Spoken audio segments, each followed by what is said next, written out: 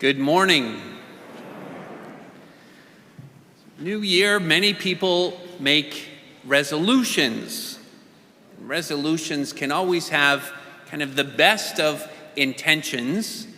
Probably if you've been to the gym this week, you probably see lots of people in the gym this first week of January trying to follow through on their resolutions. But you know that resolutions are oftentimes easily broken. That statistically, by the second week of February, 80% of all New Year's resolutions fail. And some of the top resolutions that people make for the new year could be eating healthier, exercising more, saving more and spending less, learning some sort of a new skill, reading more, or spending more time with family and friends. That all of these can be good intentions. It all points to a desire within us that we know that our lives could be better. We know that we could be better.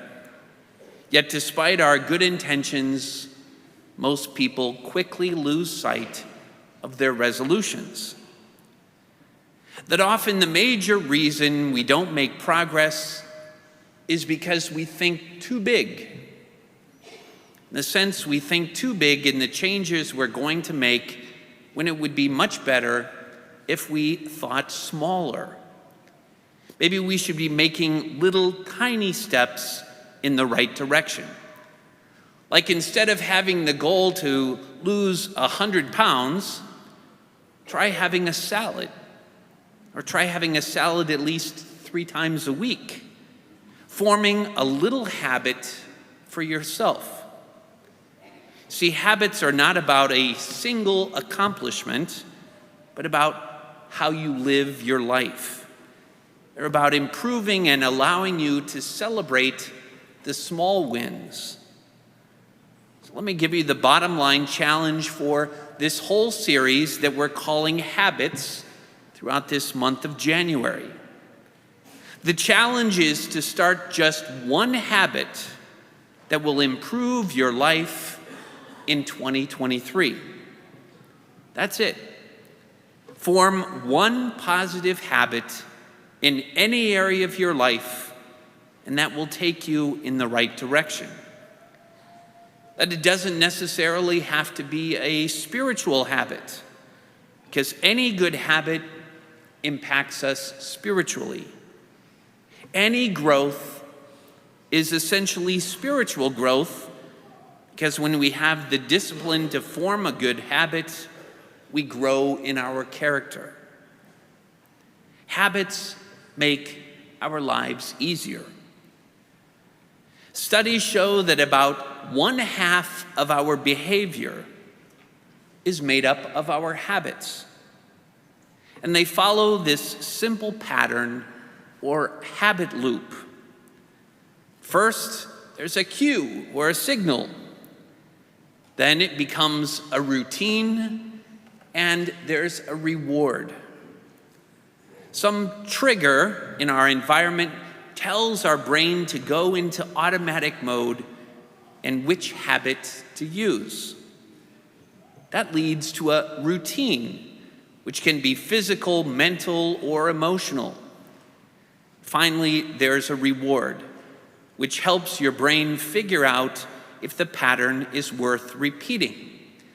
Just think about your routine when you wake up in the morning.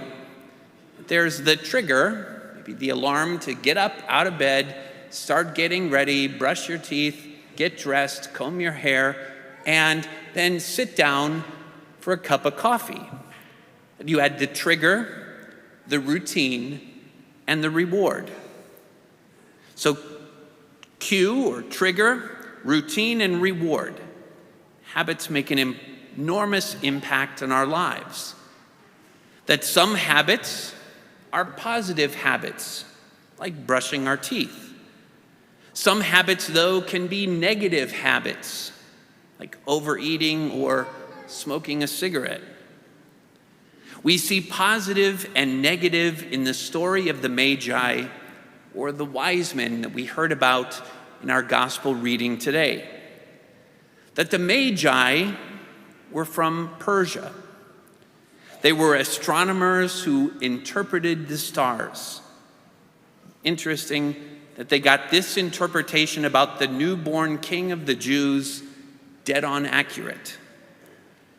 They were experts on the stars because it was their habit to study them every day, and it led them to go to Israel looking for the newborn king. That was a good habit. Whereas King Herod had habits of paranoia, rage, and violence. And when King Herod heard this, he was greatly troubled, and all Jerusalem with him. First anger, he's unhappy, and then he makes sure that everyone else around him is unhappy.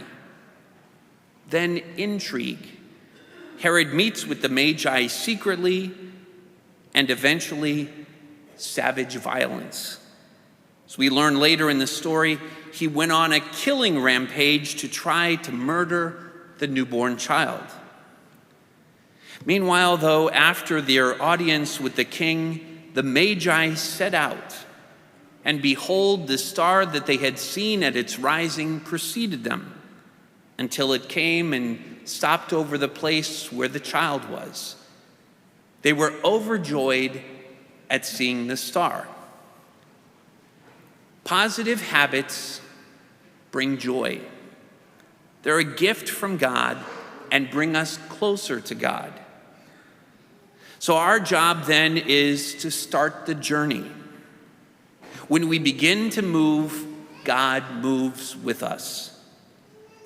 As I mentioned, the goal of this series is to pick just one positive habit.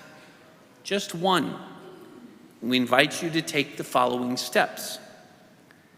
1, think and reflect on where you want to see change in your life.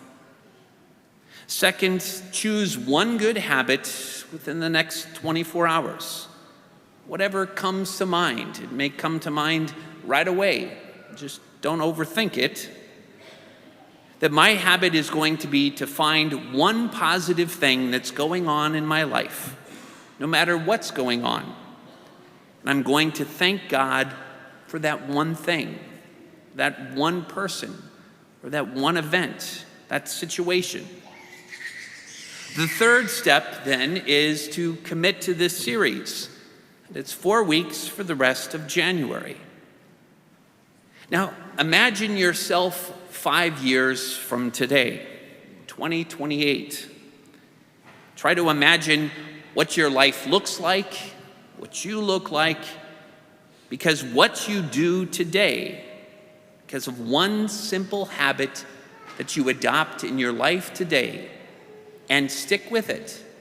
Imagine 5 years from now. So start now.